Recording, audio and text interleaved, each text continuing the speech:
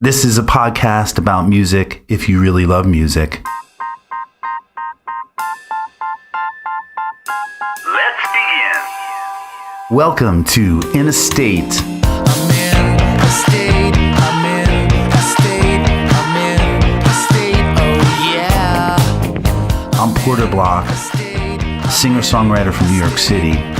But for the purposes of this show and above all else, I am a geeked out lover and fanatic about music. I don't love it all, but all of it can be beautiful, ambiguous, elusive, special. It's music, goddammit. I'm in a state, oh yeah. It's music, goddammit. On this show, we'll talk to the artists who create it, perform it, record it, technicians who use ancient practice and modern technology to make it all happen, and the entrepreneurs, the tastemakers, promoters, entertainment executives who, in the end, praise it and value it and curate the cultural landscape that is America 2017.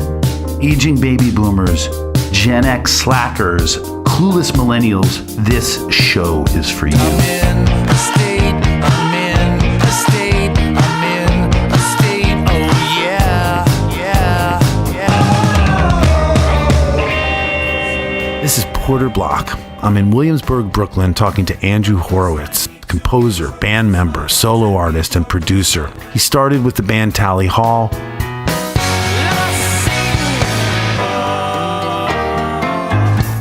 Went on to record under the moniker E-Do as a solo artist and composed music for piano and voice. Andrew's classically trained in both music and literature, and his piano music could sound more like Eric Satie or Darius Milhaud as much as Leon Russell or Elton John. You've won a lot of awards along the way, and I want to talk about that. But let's start at the beginning. You're a classically trained pianist? Correct. I am a classically trained pianist. I can no longer play classically trained piano, but I was brought up basically playing piano and writing classical music and jazz music all the way through college. I went to school for classical composition at the University of Michigan. Somewhere along the way, I went into rock music. I think when I was working in classical music, I generally tend to see what everyone else is doing, and then I do the opposite. And it's not because I want to be different, it's just I don't want to be the same. So I always gravitated towards rock music growing up, even when I was studying classical music. I was into the Stones and Beatles and Crosby, Stills, Nash and all that classic rock, and also it was on the radio. As a classically trained musician, Andrew can work within the rigid structural boundaries of classical forms like piano etudes. Piano etudes, made famous by Frédéric Chopin, are exercises or exploration in piano technique.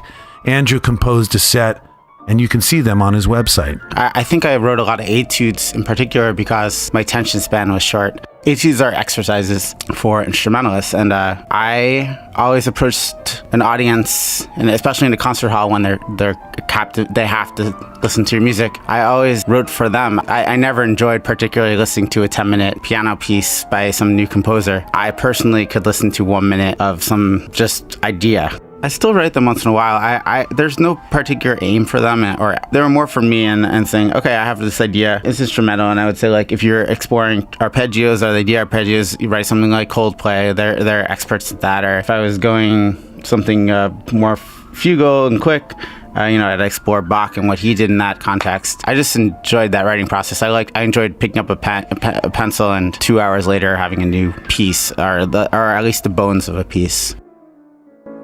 Let's get back to the podcast. Tally Hall, which was a band put together at the University of Michigan. Talk about how that all came together. I wound up forming this band. My sophomore year of school, I was introduced to Rob Canner, who is a talented singer-songwriter. We became fast friends and started writing together. From there, we just developed a group of friends that liked to play music. Before we knew it, we had a band and were being invited to play frat parties. The frat parties kind of became a way for us to develop ourselves and learn covers and become tighter as a unit. And then we started writing original material, and I just think we had the right group of people and a smart group of people people. We decided early on not to follow any trends. I was the only music major in the band, and I think because of that, there were no rules with songwriting or no expectations. We just wrote what we wanted. Marvin's Marvelous Mechanical Museum, which is, was that the first record? That's the first record. We didn't write to make a record. We wrote a bunch of songs, and we originally had a record. The first time we committed, I guess, to a recording, we were working in, I think it was Final Cut Pro, which is a film editing program, because Joe is a film major, and that's all he knew how to use. None of us had Logic. None of us knew what Pro Tools was. And then you re-recorded it, right? We did, and it wasn't on purpose, actually, because we never expected anyone to care. By the time we graduated college, I think the next day we signed a record deal with Quack Media and our friend Al. And from there, we were like, let's go back and record all these songs. And Joe was like, oh, actually, I erased all the recordings. I didn't think we'd ever need them again. And these days, it's silly because you have a hard drive and it costs $50 to save stuff, but it's not like he didn't think twice about that. So we went in the studio, and Al gave us 2 weeks to record a record, and we spent 3 months on it. We recorded the record, and Marvin's came out of that, and it was just a magical time where we were able to lock ourselves in. I knew all these music school graduates, and we just pulled in everybody we knew, and didn't matter what it costs, whatever, we just made it work.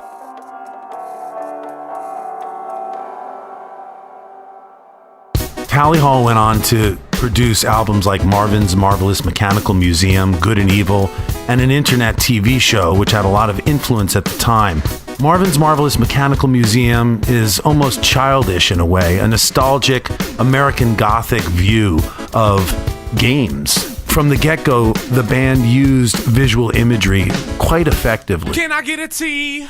And if you hit me with the ALLY, then you'd see why the hall is here for y'all. Well, the mini mall is calling us all in. So kids, The visuals were a big part from day one, and it was never, in the eyes of, I think, Joe, who was the primary filmmaker, it was never a band, it was a collective of artists. He had this film group so basically in college we had like 9 of us living in the same house. 4 of them were film majors, and the rest of us were in the band. Joe, basically, like, he did this music video for Banana Man for a school project, and it went viral before viral was viral. And from there, I think because also with his film group he had all these short skits, the skits started being associated with the band because we were in the skits. And the opening track won an award, didn't it? Or did Good Day. Right, Good Day won the John Lennon Scholarship Award. That was a fluke. I submitted to that without ever thinking I'd hear back, and I won for Good Day, and it kind of validated our band at that point. So we're writing these weird, quirky songs, and someone cares.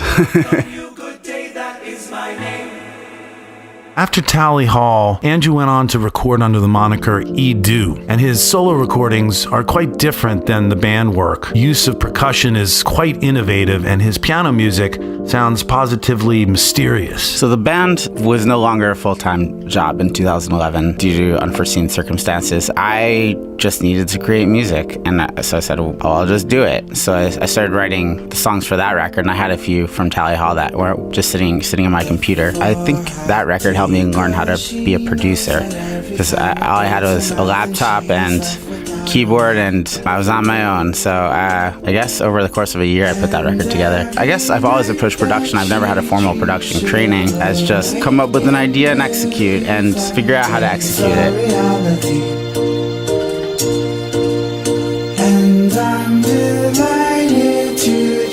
After having a successful band and solo career, he took an apprenticeship with producer Dave Tozer and worked for years on what eventually became Love in the Future, the multi-platinum John Legend record. I had spent so much time on Tally Hall and so much energy in Tally Hall, and every day waking the bands. Everything I did was for the band, and touring for all these years with the same people. And when that was taken out from under me, I was in New York and I was lost, so I was making that solo record, and I happened to be introduced to a 17-year-old kid that was a big Tally Hall fan, and he had seen us on Fearless Music, which was a late-night television show on Fox. He had just started working with a producer named Dave Tozer, who was just starting up with John Legend's new album.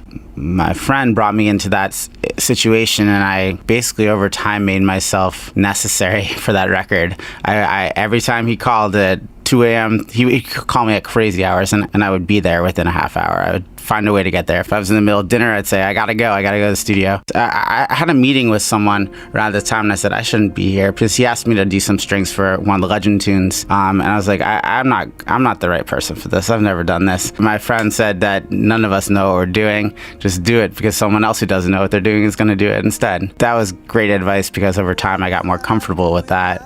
2 intense years of working on that record, and we wrote and produced maybe twice as many songs, 3 times as many songs as actually made the record. Some of them are great, and some of them are full productions that could be released tomorrow if John Legend wanted to do that.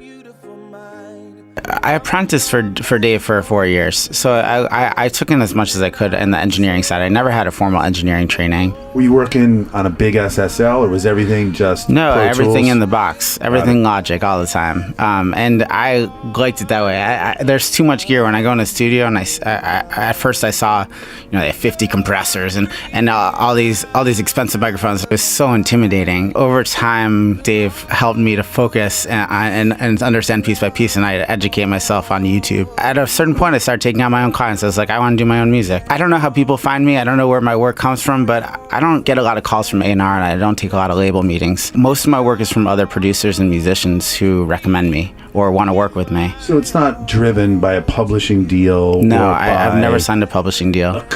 This incessant co-writing, which is sometimes a great thing, a collaborative thing to constantly Definitely. keep your skills set up. And I do a lot of co-writing too, but it's rarely from a publisher or a label. It's generally from another writer or producer that brings me into the session. In a state. So how do you deal with both the musical training and your sense of writing and literature and history, and then meld that into something that's accessible?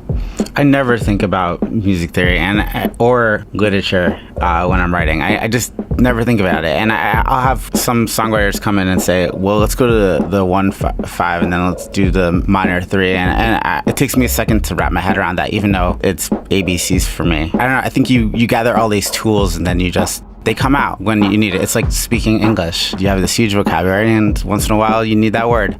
So I work with a lot of young artists, and when they'll come to me generally having some sort of talent or some sort of sound or something to say, but they don't necessarily know how to say it. My job is always to figure out the best way to present their music. I'll spend a lot of time talking to people, and I try not to write lyrics and put words into their mouth. If that needs to happen, then I'm there. And these days, actually, I have a couple of really great collaborators who are incredible lyricists. If they're feeling the material, and I'll sit in the back of the room and say nothing unless I have a specific. I'd rather let the art be created, and I don't like inserting myself into the music. I inevitably do, but I try not to. Presently, are you listening to music, and how do you listen? Do you listen to the radio? Not as much as I'd like to. It's never like an album or something. It's always Spotify, a new music Friday, or the last album I listened to half of a Lorde album. I got distracted, but I'll go back to it. I just want to know what other people are doing, because I feel like there's a lot to learn, and I learn by listening to other people's decisions. I think it's really hard to live in a bubble. You've got an incredible background of training, but need to work in essentially the pop milieu. How do you make that work? Is that fulfilling to you? If I'm working with, and I recently worked with a 17-year-old pop singer, I will analyze that and say, this is what we're trying to get to with this person, because this person is trying to have a hit. Me being weird with them, and I was weird. We did a cover of Ultra Rocks Vienna, which was an incredibly strange tune for a 17-year-old to sing, but it came out really well, and it was natural, and we wanted to experiment with her. Worked for a long time now with a rapper named and songwriter named Jadena. He's about to go on tour with his first record, which came out a couple months ago, and I have a couple other artists of stature that I can't really talk about, but I do work for them. Most of my time is spent on artist development, so I have this French singer named Olivia Blanc. We are creating classic 60s French music. Right. Yeah, which I love, right. And I never thought I'd do, but it was a challenge, and she's an incredible vocalist and personality and seemed interesting, so I took that on with a friend of mine. Concentrating on the music part of it, or are you putting management and label and the business terrible businessman. I'll say that. Basically, the idea right now is to find these young talents that need help or that I can help. Spend a year or two developing them, writing the tunes, doing the production, sending them the right producers and other writers, releasing the material via DistroKid or, you don't need a label for any of that. Building the brand up. And then the goal is always to pass them off to other people that can help them more than I can. In theory, that's what would happen. In practice, it's always a little messier than that. In a state.